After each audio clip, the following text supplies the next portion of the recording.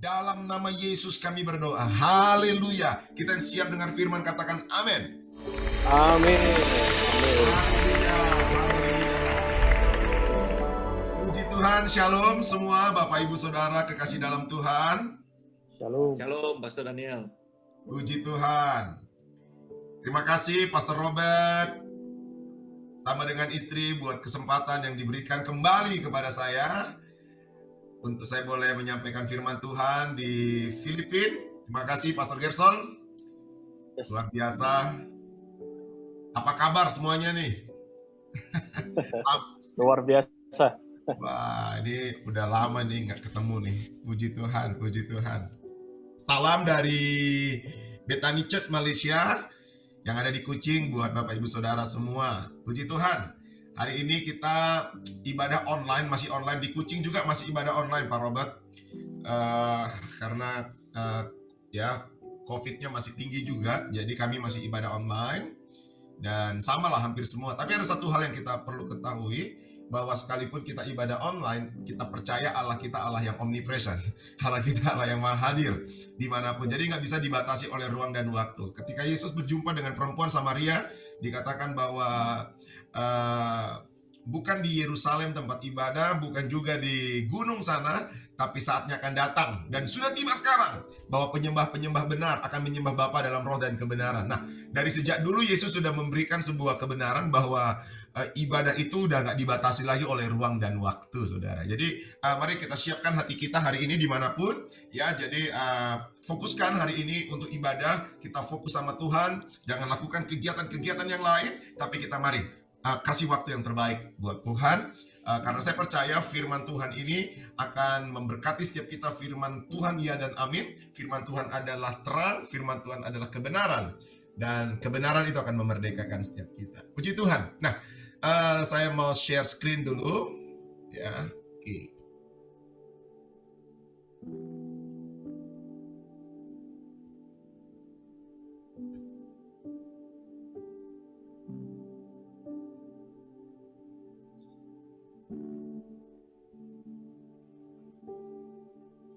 Ya, saya perkenalkan lagi, mungkin ada yang belum kenal ya. Jadi saya Daniel Ginting. Waktu saya ke Manila, anak saya itu baru 2. Sekarang anak saya sudah 3. Wah, anak saya sudah 3. Ya, yang ketiga baru 10 bulan. Puji Tuhan. Yang namanya Imela Ezemo. Saya dapat ketika lagi pertemuan misi di Chiang Mai. Musik leader nyanyi lagu Imela, Imela, Ezemo. Wah, itu hadirat Tuhan begitu kuat. Baik saudara, tadi istri saya bilang salam buat jemaat di Manila. Bapak Ibu Saudara kekasih dalam Tuhan, hari ini kita akan belajar tentang mengalahkan godaan dosa. Dosa itu adalah sesuatu yang bertentangan atau sesuatu yang melawan kehendak Allah. Itu dosa. Sesuatu yang melawan atau yang bertentangan dengan kehendak Allah. Nah, saudara, saya memperhatikan orang-orang yang jatuh di dalam dosa, dia tidak ucuk-ucuk jatuh. Selalu ada step-stepnya. Selalu ada step-stepnya, godaan-godaannya. Kalau kita melihat bagaimana Adam, Hawa, manusia pertama di Taman Eden, mereka jatuh, mereka digoda lebih dulu. Yesus pun ketika dicobai di padang gurun, itu pun digoda, dicoba namanya, digoda. Tidak ada orang jatuh dalam dosa itu tiba-tiba, nggak ada. Itu pasti ada godaannya, ada step-stepnya dulu. Nah, hari ini kita akan belajar bagaimana mengalahkan godaan dosa itu. Bagaimana kita mengalahkan godaan dosa itu. Kita harus tahu cara kerja setan. Kita harus tahu cara kerja iblis. Dia pencuri, pembunuh, dan pembinasa. Dia pencuri, pembunuh, dan pembinasa. Dia ada step-step yang dia lakukan. Nah, yang biasa yang dia goda adalah keinginan daging. Yang biasa yang dia goda adalah keinginan-keinginan manusiawi, keinginan-keinginan daging. Yesus mengajar kita Dia berkata begini, belajarlah kepadaku, aku ini lemah lembut dan rendah hati. Perhatikan, lemah lembut dan rendah hati. Tapi manusia pada umumnya adalah menginginkan sesuatu yang apa yang menjadi pandangan manusia umumnya. Ingin dihargai, ingin dihormati, ingin naik di tempat yang tinggi. Tapi Yesus, dia dari tempat tinggi turun menjadi yang terendah. Yesus berkata, belajarlah kepadaku. Jadi saudara, di dalam diri manusia ini ada yang namanya free will, kehendak bebas. Nah, kita harus tahu dulu nih, kita harus mengerti dulu, dalam diri kita ini ada kehendak bebas. Dan hari ini, ada banyak orang saya melihat, dia tidak dapat menguasai atau tidak memiliki otoritas atau tidak punya kuasa untuk memutuskan sesuatu yang berkenan di hadapan Tuhan. Tapi dia tahu ini salah sebenarnya. Dia tahu ini nggak benar. Tapi dia tetap melakukan itu. Dia nggak punya kuasa. Dia nggak punya otoritas. Dan hari ini dengar baik-baik. Ketika engkau menerima Yesus, ketika engkau menerima kebenaran, dikatakan yang lama sudah berlalu, yang baru sudah datang. Dan ketika engkau menerima Yesus, engkau juga menerima kuasa. Dan hari ini, izinkan firman Tuhan membuka selubung mata kita. Membuka selubung mata rohani kita. Yang selama ini membuat kita tidak dapat bertumbuh. Yang selama ini membuat kita selalu jatuh di dalam dosa. Yang selalu jatuh dalam dosa. Nah, saudara, mari kita perhatikan dalam Roma 13. Roma 13 ayat 11 sampai 14. Hal ini harus kamu lakukan karena kamu mengetahui keadaan waktu sekarang, yaitu bahwa saatnya telah tiba bagi kamu untuk bangun dari tidur. Sebab sekarang keselamatan sudah lebih dekat bagi kita daripada waktu kita menjadi percaya. Perhatikan, hari sudah jauh malam, telah hampir siang. Sebab itu marilah kita menanggalkan perbuatan-perbuatan kegelapan dan mengenakan perlengkapan senjata terang. Marilah kita hidup dengan sopan, seperti pada siang hari. Jangan dalam pesta pora dan kemabukan. Jangan dalam percabulan dan hawa nafsu. Jangan dalam perselisihan dan iri hati. Di ayat 14 dikatakan, tetapi kenakanlah Tuhan Yesus Kristus sebagai perlengkapan senjata terang. Dan janganlah merawat tubuhmu untuk memuaskan keinginannya. Saya tadi katakan bahwa yang digoda oleh iblis adalah keinginan daging. Itu yang digoda. Keinginan daging, saudara. Keangkuhan hidup. Itu yang digoda. Dan biasanya orang selalu jatuhnya di sana. Tapi kita belajar hari ini, sesuai dengan tuntunan Tuhan, tema yang diberikan oleh gereja kita, bagaimana kita menjadi orang yang berintegritas, punya karakter ilahi. Untuk kita hari ini memahami bahwa kita punya kuasa untuk kita bisa kalahkan godaan dosa. Kita tidak jatuh lagi. Doa kita bersama-sama hari ini. Firman Tuhan ini akan memerdekakan setiap kita. Untuk kita tidak jatuh lagi dalam dosa. Untuk kita tidak tergoda lagi. Tetapi kita menjadi orang yang bertumbuh, menjadi pribadi yang berintegritas. Katakan amin. Nah, Bapak Ibu Saudara, apa itu dosa? Apa itu dosa? Kalau kita melihat di dalam bahasa Yunani, kata dosa ditulis kata hamartia. Hamartia itu tidak tepat sasaran. Tidak tepat sasaran. Nah, begini saudara. Seperti orang memanah nih. Harusnya dipanah tuh ke tengah. Kena jidat anak-anak. Itu kan nggak tepat sasaran. Itu nggak tepat sasaran.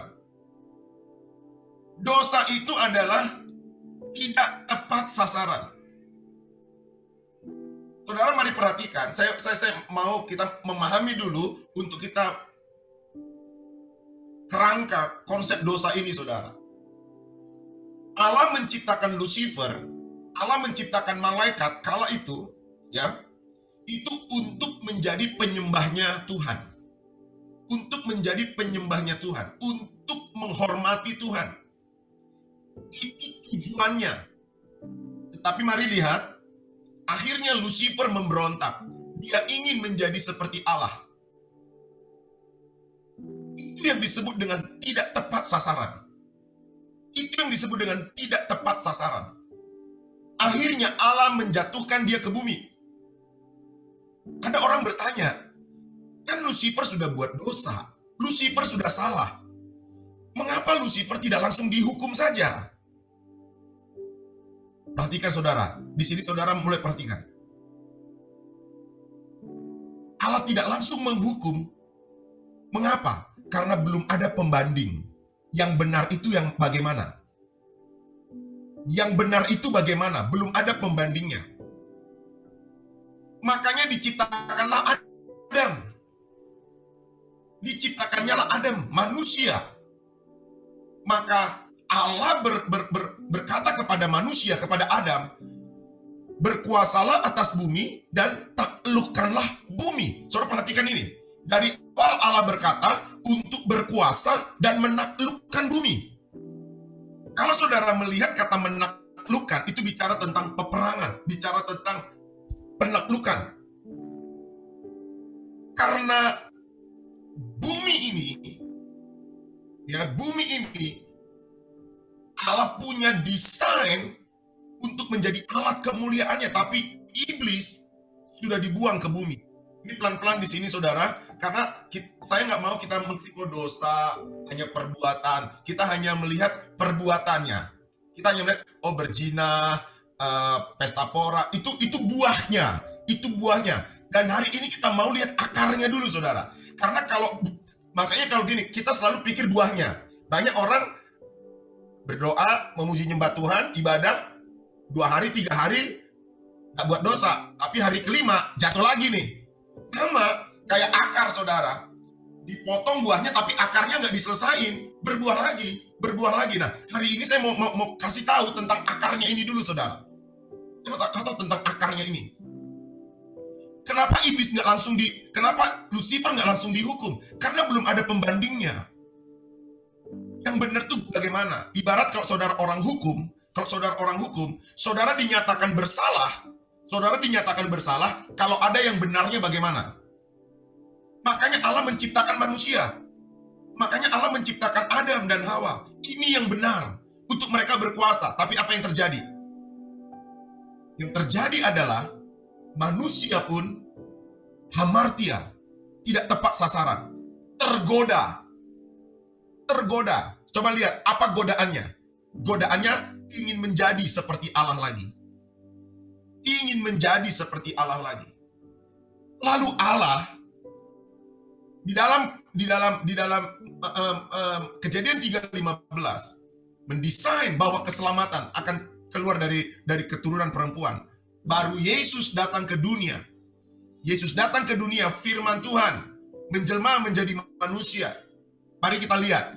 Sama polanya, perhatikan. Lucifer menggoda Adam dan Hawa. Lucifer menggoda manusia.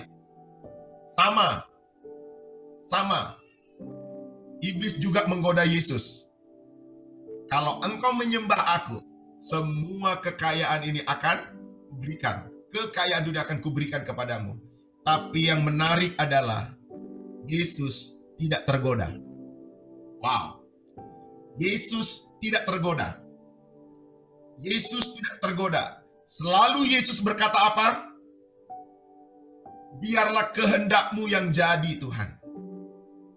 Dia selalu berkata, kehendakmu yang jadi. Bahkan sampai di kayu salib, dia berkata apa? Sudah selesai. Apa yang sudah selesai? Ternyata Yesus menjadi pembanding. Disitulah Lucifer kalah. Disitulah setan kalah. Ketika Yesus berkata, sudah selesai. Artinya apa? Ini yang benar. Setan salah. Setan dihukum. Saudara ngerti tuh? Tangkap dulu nih. Makanya dikatakan orang yang ada di dalam Yesus, dia menjadi ciptaan baru.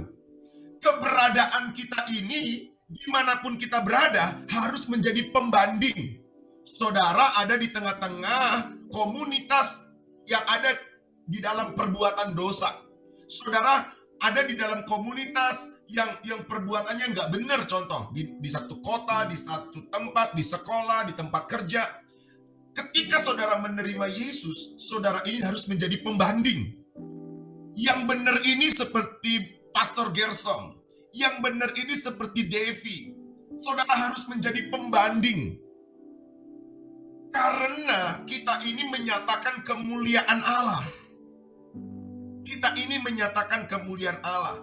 Dan hari ini saudara harus tahu, ketika saudara menerima Yesus, kuasa dosa tidak berkuasa lagi. Tidak ada kuasanya lagi atas diri kita. Kuasa dosa tidak ada lagi kuasanya atas diri kita. Makanya Paulus katakan, hai dosa di mana? Hai maut, di mana sengatmu? Udah gak punya kuasa lagi. Hari ini, saudara, tanamkan dalam diri saudara bahwa dosa adalah sesuatu yang bertentangan dengan kehendak Allah. Makanya saya katakan begini saudara, pembanding dari hamartia ini adalah melakukan kehendak Allah. Jadi segala sesuatu yang bertentangan dengan kehendak Allah itu adalah dosa. Itu adalah dosa. Itu adalah dosa. Orang bilang begini, inilah masalah saya Pak. Inilah masalah saya Pastor. Inilah masalah saya. Inilah kelemahan saya. Saya mau beritahu. Dosa bukan masalah. Dosa adalah dosa. Dosa bukan masalah. Dosa adalah dosa. Dan hari ini saudara harus tahu, dosa akan membawa orang kepada maut. Tetapi begitu besar kasih Allah kepada kita. Apa yang kita mau lihat dari Yesus? Yang menjadi pembanding, yang memerdekakan manusia. Dia taat, saudara. Dia taat. Dia taat. Allah sudah berkata kepada Adam dan Hawa, kamu gak boleh makan buah ini. Kamu gak boleh lakukan ini. Tetapi dia gak taat. Yesus, dia taat. Ketika dia ada di Taman Getsemani, dia taat.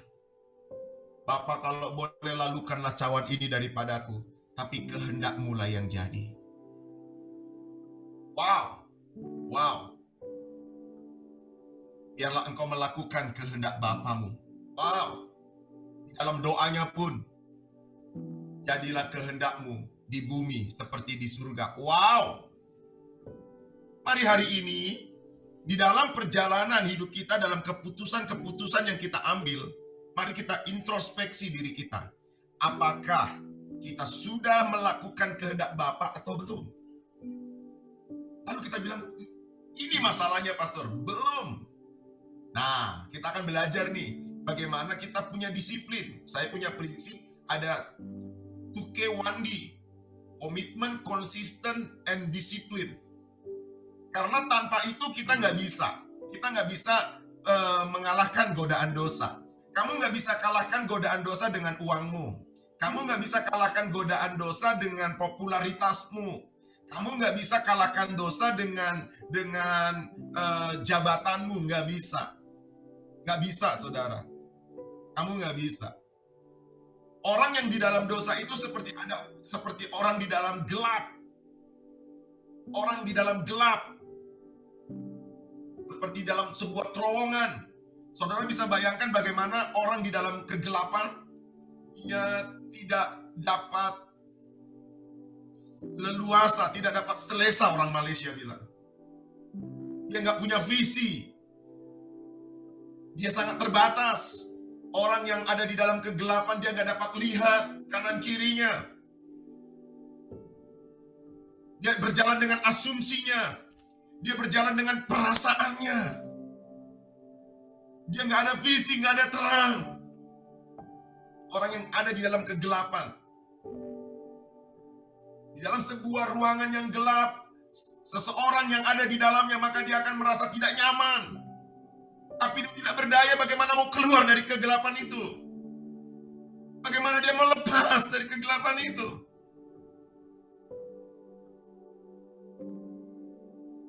Harus ada orang yang datang untuk menolongnya. Saudara, kita ini adalah orang-orang yang sudah diselamatkan. Kita ini adalah orang-orang yang sudah dimerdekakan. Tuhan pakai kita untuk menyelamatkan orang lain, memerdekakan orang lain. Kalau saudara berkata, inilah Pak, perzinahan adalah kelemahan saya. Perzinahan bukan kelemahan. Perzinahan bukan masalah, tapi itu dosa. Tapi hari ini saya menyampaikan firman Tuhan bukan untuk menghakimi saudara. Ada berita yang baik. Yesus mengasihi Anda. Yesus mengasihi kita. Yesus mau kamu ini menerima Dia, melakukan kehendak Bapa, supaya kamu jadi pembanding di dalam hidupmu, di dalam komunitasmu. Jadi pembanding yang benar nih begini.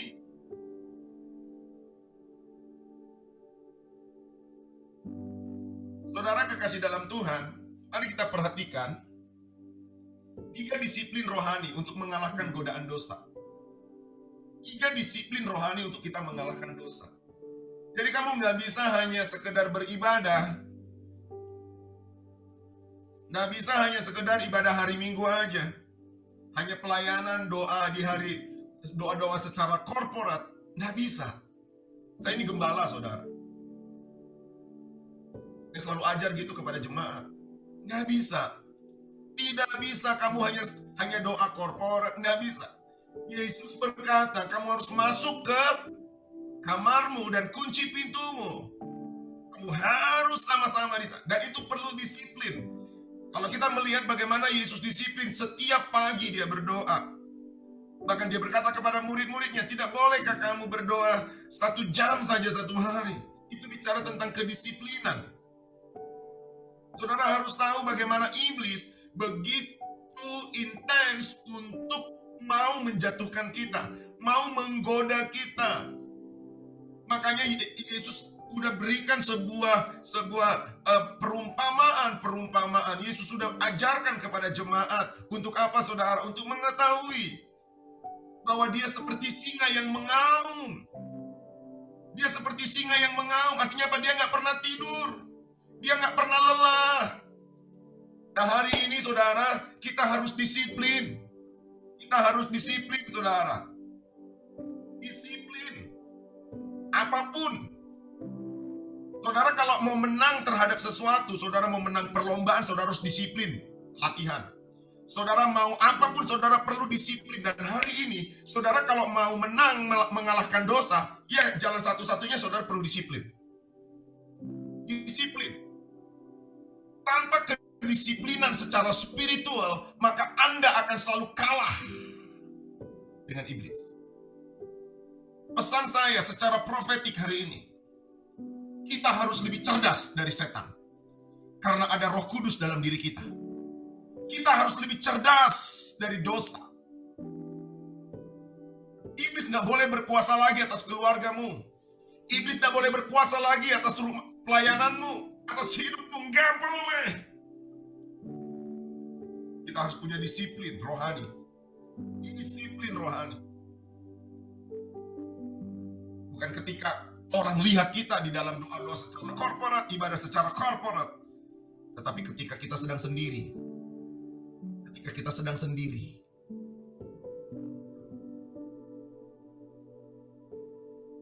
Apakah kita berkata, ujilah aku Tuhan, cobalah aku Tuhan. Wah. Mari saudara, hari ini kita tangkap ini. Perlu disiplin. Untuk kita bisa menang, kalahkan dosa. Untuk kita bisa menang, kalahkan godaan-godaan dosa. Saya katakan bahwa kita pasti menang karena kita ada kuasa, ada otoritas. Dan outputnya adalah kita akan menjadi pembanding. Kita akan menjadi pembanding dimanapun kita berada. Oh, pelayanan yang benar nih begini. Karena dosa ini, saudara, nggak pandang bulu. Bukan cuma orang nggak percaya Yesus. Pendeta-pendeta banyak berjatuhan, saudara. Godaan-godaannya sangat kuat. Saya selalu bilang sama tim saya, jadilah orang yang rendah hati dan lemah lembut. Yang kamu kejar itu kerendahan hati. Yang kamu kejar itu kerendahan hati. Itu kehendak Allah. Sekarang kan banyak hamba Tuhan, followernya banyak. Yang dia cari popularitas. Yang dia cari popularitas, bagaimana populer. Saya kan nggak perlu sampaikan, saudara. Mungkin Pak Robert sama Pastor Gerson tahu, minggu lalu, seorang pemimpin besar dari gereja yang begitu besar mengundurkan diri karena perbuatan yang tidak benar. Terjadi skandal. Saudara perhatikan baik-baik. Artinya apa? Dosa dia bukan hanya untuk orang-orang yang nggak ke gereja, justru orang-orang yang ke gereja ini nih.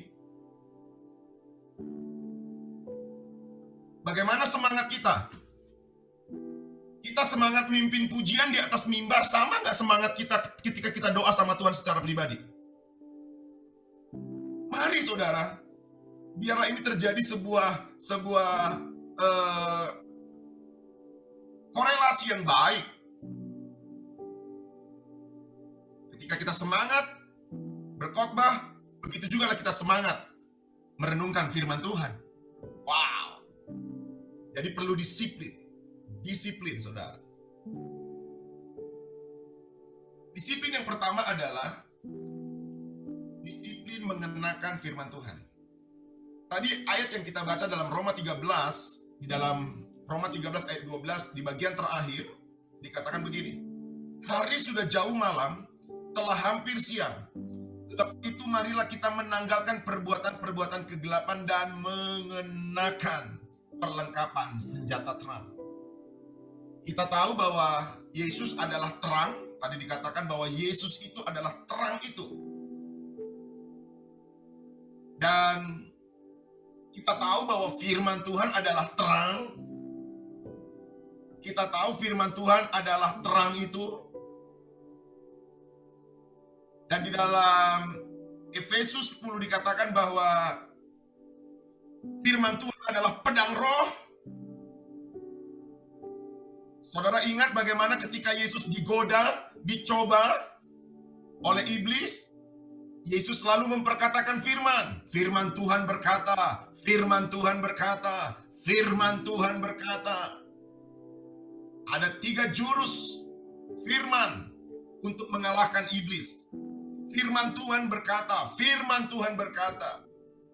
Saudara kalau mau menang melawan godaan dosa, mari hari ini saudara harus disiplin untuk mengenakan firman Tuhan. Saudara harus disiplin merenungkan firman Tuhan. Disiplin baca firman. Karena tanpa firman kalian tidak akan dapat hikmat. Hanya sekedar pengetahuan. Pengetahuan itu, perhatikan, buku pengetahuan yang kita baca, itu adalah teori-teori manusia. Itu teori-teori manusia. Sains yang ada, yang kita belajar dimanapun, itu teori-teori manusia yang kita kumpulkan, kita gabung-gabungkan, akhirnya menjadi teori baru yang kita punya. Tetapi firman Tuhan, itu bukan dari teori manusia, itu dari surga. Itu hikmat yang datangnya dari surga, dari Allah kepada kita. Dan itu yang bisa kalahkan setan. Itu yang bisa kalahkan iblis. Itu yang bisa kalahkan setan. Kamu nggak bisa kalahkan peperangan dengan konsep teori Sun Tzu.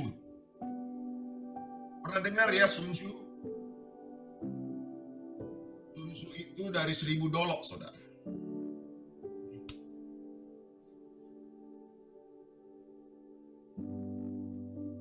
Dia ahli strategi perang, Sun Tzu.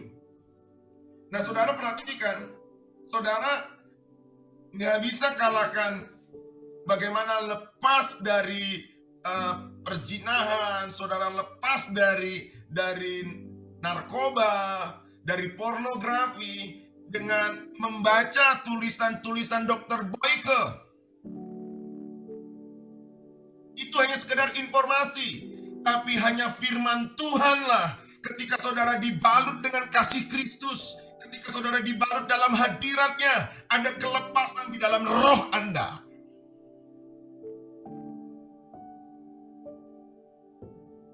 Ada banyak orang ingin menang dari godaan-godaan dosa, dia buka internet, dia baca teori-teori dari yang lain.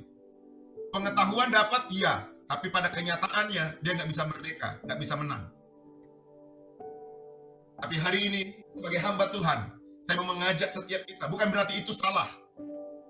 Bukan berarti informasi dari luar salah, itu penting. Tetapi, kalau Anda tidak mengenakan firman Tuhan, Anda hanya sekedar berpengetahuan, tapi Anda belum menjadikan hidup Anda melakukan kehendak Bapa. Anda tetap hamartia. Bahkan saya katakan kepada orang-orang yang sekolah teologi, ketika saya mengajar di kelas STT, saya katakan, untuk apa kamu sekolah teologi? Untuk mempelajari Tuhan.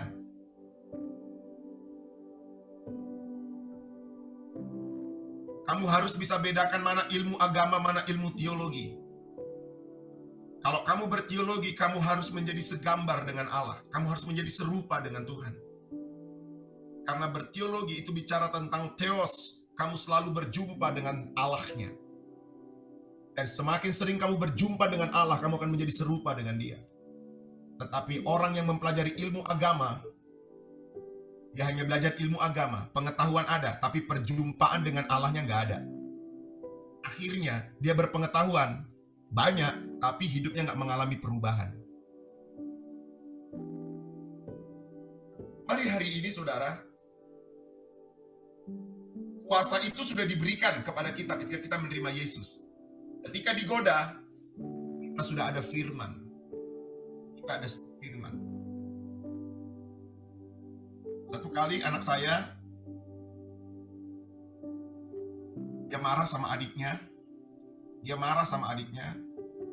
Dan dia betul-betul marah. Kamu nggak boleh marah. Akhirnya dia kayak sakit hati sama adiknya.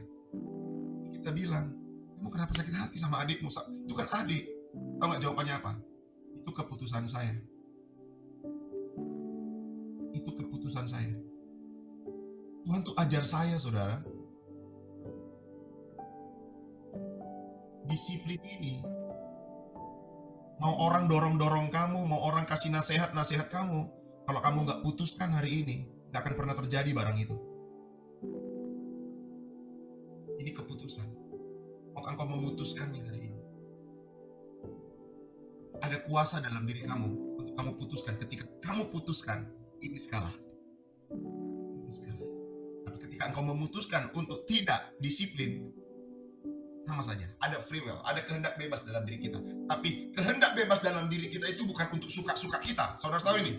Tuhan memberikan kehendak bebas dalam diri kita, bukan konsep kehendak bebas suka-suka kita. Tapi kehendak bebas yang Tuhan berikan dalam diri kita, itulah kehendak bebas untuk menyenangkan hati Allah. Itu dia. Jadi, ayo kenakan firman Tuhan. Kami biasa di gereja, kami 5 pasal satu hari, saudara, di gereja. Bersama dengan jemaat, ini udah putaran yang ke-7. 5 pasal satu hari. Kejadian sampai Wahyu. 5 pasal satu hari, 5 pasal satu hari. Dan begitu banyak teman-teman dimerdekakan, mereka mengalami kebangunan rohani. Bahkan ketika 5 pasal, contoh Kejadian, sampai Ulangan, contoh gitu ya. Nah, sebulan satu kali kami datangkan untuk para dosen-dosen teologi untuk mengupas kitab Pentateuk, contoh gitu, kitab Musa, mengajarkan. Jadi jemaat benar-benar diedukasi untuk mereka tertular untuk belajar teologi. Nah, belajar teologi bukan hanya untuk orang-orang yang mau jadi pendeta, tapi semua firman Tuhan itu teologi. Firman Tuhan itu teologi. Jadi orang selalu berpikir teologi itu untuk pendeta. Bukan. Semua kita harus berteologi. Karena kalau kita mengerti tentang kebenaran firman Tuhan dan kita mendapat hikmat, kita bisa kalahkan setan. Katakan amin.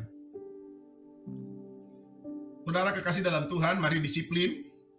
Bagaimana bentuk realitanya?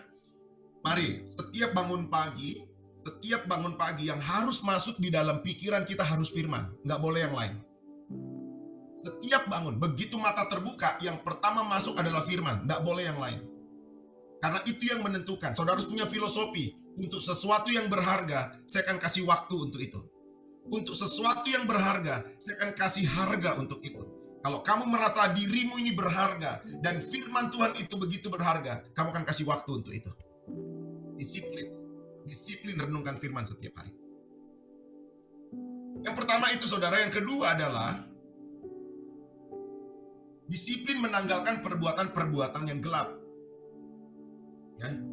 Disiplin menanggalkan perbuatan-perbuatan gelap. Roma 13 ayat 12, tadi bagian terakhir, lalu di bagian di atasnya saya melihat begini saudara. Hari sudah jauh malam, telah hampir siang, sebab itu marilah kita menanggalkan perbuatan-perbuatan kegelapan. Paulus mengajarkan kepada jemaat di Roma, untuk mereka bukan hanya sekedar menjadi orang Kristen, tetapi mereka harus menjadi orang yang benar-benar merdeka. Dengan apa? Menanggalkan perbuatan-perbuatan kegelapan. Menanggalkan.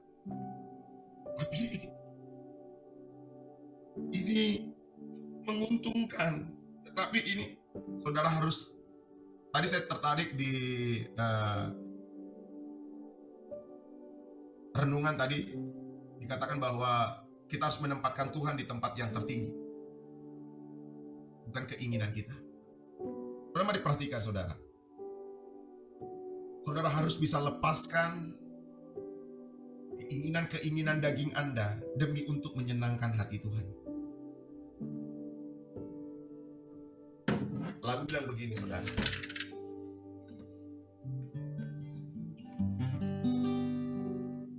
Pulihkan aku Tuhan dalam sisa hidupku ini. Segarkan jiwaku selalu oleh kuasa firman dan roh-Mu. Ubah hatiku Tuhan untuk lebih mengasihi-Mu, mengutamakan Kau Yesus lebih dari dunia ini. Saudara, Yesus itu sudah tinggalkan surga. Yesus itu sudah berikan hidupnya buat kita. Yesus itu sudah berikan kasihnya buat kita. Allah, Bapa, Dia berikan Dia berikan anaknya kepada kita, tetapi kita nggak mau terima Dia. Kita hanya mau terima sampah, dan kita masih simpan di tempat kita. Wow, hari ini saya berdoa, terbukalah selubung itu, sehingga kau bisa melihat bahwa dosa itu adalah sampah. Dosa itu adalah sesuatu yang kotor, dan hari ini buang itu, tanggalkan itu, dan terima Yesus dalam dirimu. Alami kasih-Nya. Sesuatu yang mulia, sesuatu yang berharga. Amin, saudara. Saya mencoba untuk mengajak kita. Saudara lihat bangunan itu, saudara. Gambar yang di sebelah kanan itu. Tidak ada bangunan, tembok yang tiba-tiba runtuh. Tidak ada. Pasti ada retak-retaknya dulu, ada lumut-lumutnya dulu, ada indikasi awal dulu. Nah, hari ini saudara mulai introspeksi diri kita. Apa indikasi awal yang selalu kita jatuh, yang selalu kita lemah? Ya. Apa sisi gelap dalam diri kita? Sisi gelap dalam diri kita, yang kita selalu tergoda di situ jatuhnya, di situ. Nah, biasanya dosa itu masuk lewat 4 langkah. Yang pertama, godaan-godaan. Dia goda-goda dulu keinginan daging kita. Habis itu kita imajinasi. Wah, kita imajinasi. Habis itu baru kita mengingininya. Baru kita melakukannya. Tidak ada tiba-tiba melakukan dosa. Tidak ada. Pasti ada godaan dulu. Baru kita mengimajinasinya. Baru timbul keinginan. Baru melakukan.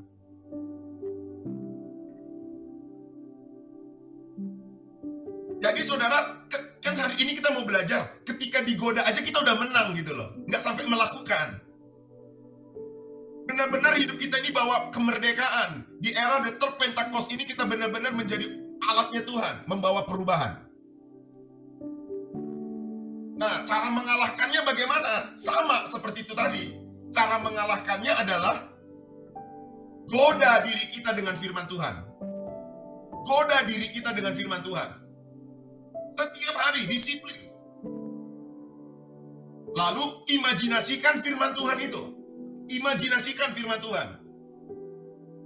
Ya. Contoh. Seperti apa contohnya? Mazmur 1 lah contohnya. Berbahagialah orang yang tidak berjalan menurut nasihat orang fasik, bla bla bla bla bla. Orang yang melakukan, orang yang merenungkan firman Tuhan siang dan malam, dia akan mendapatkan berkat. Seperti pohon yang itu imajinasikan yang terjadi dalam diri Anda. Imajinasikan. Jadi membaca firman Tuhan itu begitu. Goda diri Anda dengan firman Tuhan, imajinasikan firman itu. Saudara perhatikan, Allah sebelum menciptakan manusia, dia mengimajinasikan. Manusia ada di hati dan pikiran Allah. Imajinasikan. Sesuatu yang saudara imajinasikan, itu akan menjadi sebuah kenyataan. Saudara imajinasikan, lalu saudara mulai mengingini firman Tuhan setiap hari.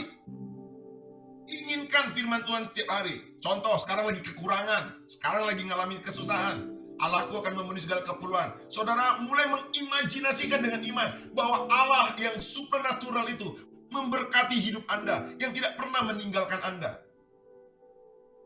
Lalu, lakukan firman Tuhan. Saya mau kesaksian sama kita. Saya harusnya bulan ini, bulan 3 kemarin, visa tinggal saya udah mati.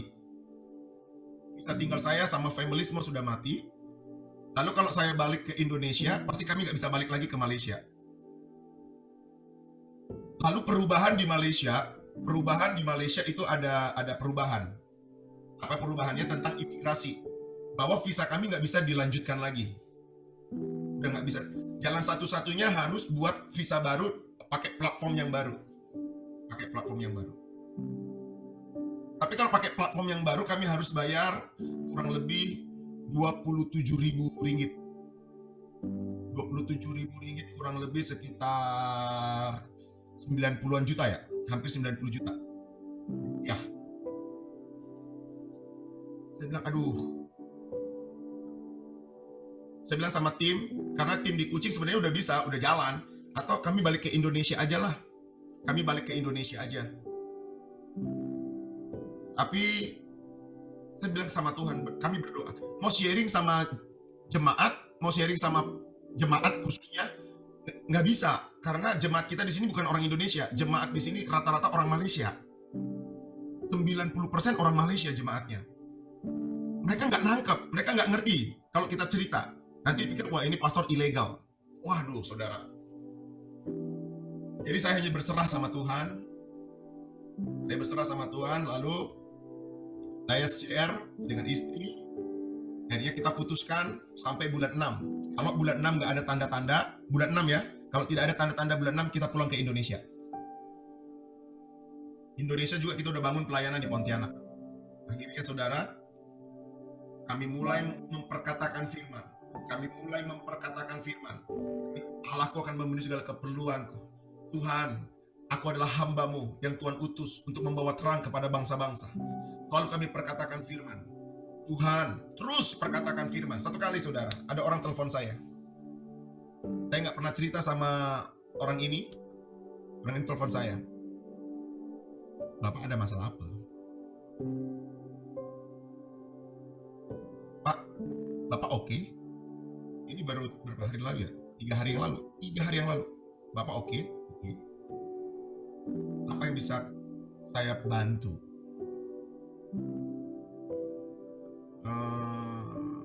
Ada sih, tapi nggak enak ya. Oke, saya ceritalah. Saya cerita, saudara.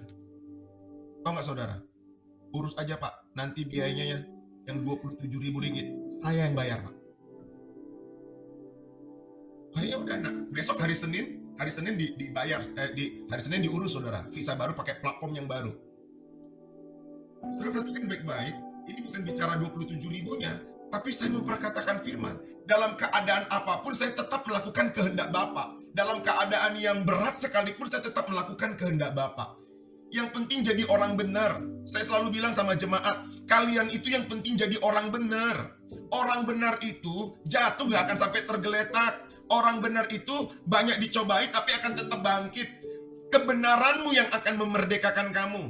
Tetap jadi orang benar. Tetap jadi orang benar. Di masa-masa sulit, di masa-masa susah, tetap jadi orang benar. Ini juga pesan saya. Bagaimana? Ya, dosa tadi ada step-stepnya. Dia goda kita, ya, sampai kita melakukannya. Dan hari ini goda juga diri kita. Berubah hari ini. Ada pembandingnya sekarang. Goda diri kita dengan firman Tuhan. Renungkan firman, dengar-dengar khotbah. Terus goda diri kita. Imajinasikan firman Tuhan itu. Inginkan firman Tuhan setiap hari dan lakukan. Saya percaya hanya dengan cara itu kita akan bisa kalahkan godaan dosa. Yang terakhir, bagaimana supaya kita boleh menang untuk menghadapi godaan dosa? Disiplin yang ketiga adalah saudara harus punya komunitas. Harus punya komunitas. Harus ada kakak rohani, harus ada mentor, gembala, harus ada komunitas. Karena tanpa komunitas, kita akan tidak dapat visi, kita tidak dapat arahan. Ya, di dalam Roma 13 ayat 10 katakan begini. Kasih tidak berbuat jahat terhadap sesama manusia. Karena itu kasih adalah kegenapan hukum Taurat. Saudara, di dalam komunitas, di situ kamu dikuatkan. Di dalam komunitas, di situ kamu ditolong. Di dalam komunitas, di situ kita didoakan. Di dalam komunitas, di situ kita juga menolong orang lain. Di dalam komunitas, di situ juga kita mengasihi orang lain. Di dalam komunitas, kita diperlengkapi, kita dilatih. Di dalam komunitas itu, saudara, seperti kita lagi ada di sparring partner dengan teman kita. Ya, kita dilatih bagaimana untuk memukul. Kita dilatih bagaimana untuk menghindar. Kita dilatih. Itu dalam komunitas. Tempat curhat ada. Saya melihat, ini yang saya perhatikan, saudara. Apa yang saya khotbahkan ini yang saya melihat. Bagaimana kita bisa menang melawan godaan dosa itu. Ada disiplin. Saudara kalau nggak punya komunitas, cuman ke gereja tapi nggak ada komunitasnya, ke gereja tapi tidak ada bapak rohani, tidak dimentor, tidak dibapai, saudara mau suka-suka, saudara tidak akan pernah menang menghadapi godaan dosa. Karena saudara harus ada orang, sama seperti orang yang di dalam kegelapan tadi, dia nggak bisa keluar dari kegelapan itu, harus ada orang yang tolong dia.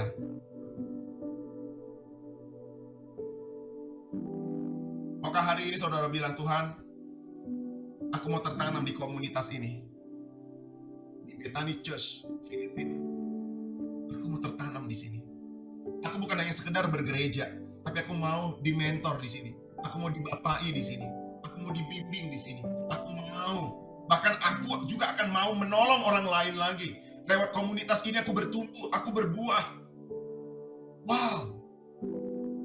Komunitas Bethany Church Filipina. Tuhan taruh, Tuhan tempatkan. Kul-kul yang ada, Tuhan tempatkan, Tuhan taruh. Itu untuk membawa terang buat kota itu, untuk membawa terang buat bangsa ini. Biar komunitas ini boleh menjadi pembanding bagi komunitas-komunitas yang lain. Terang Kristus terbit atas komunitas ini. Saudara kekasih dalam Tuhan, mari saya mengajak setiap kita. Kita harus tahu cara kerja setan. Kita harus tahu cara kerja iblis. Dia menggoda. Yang dia goda keinginan daging kita. Keinginan daging adalah berlawanan dengan keinginan roh. Tetapi kita sebagai anak-anak Tuhan, kita memiliki Kristus dalam diri kita, dan kita melakukan keinginan roh. Nah, saudara harus tahu, itu bukan juga tiba-tiba ada. Tidak, saudara perlu disiplin. Saudara perlu disiplin. Renungkan firman Tuhan setiap hari. Katakan amin. Amin, saudara. Ya, saudara harus renungkan firman Tuhan. Ada disiplin-disiplin yang saudara harus miliki dalam diri saudara. Dan satu hal yang saya mau sampaikan, bahwa iblis sudah kalah. Iblis sudah nggak berkuasa lagi. Iblis sudah kalah. Iblis sudah nggak berkuasa lagi. Kuasanya udah nggak ada lagi ketika kamu terima Yesus. Makanya dalam Markus 16 katakan, tanda-tanda ini menyertai orang percaya. Dia akan menerima kuasa, menumpangkan tangan atas orang sakit sembuh. Bapak Ibu Saudara kekasih dalam Tuhan, saya mengajak setiap kita hari ini untuk kita benar-benar memahami apa yang menjadi kehendak Tuhan dalam diri kita.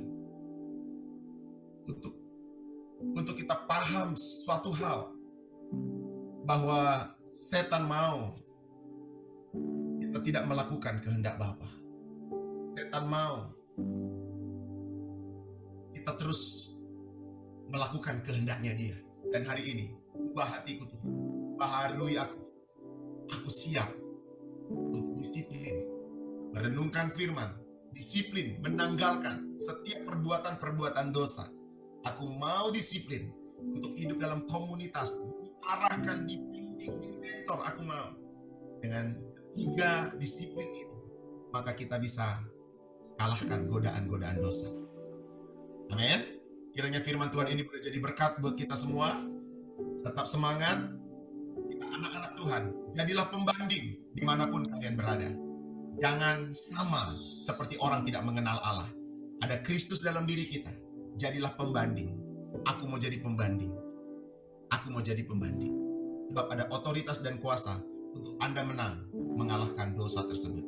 Tuhan Yesus berkati kita semua. Mari kita berdoa.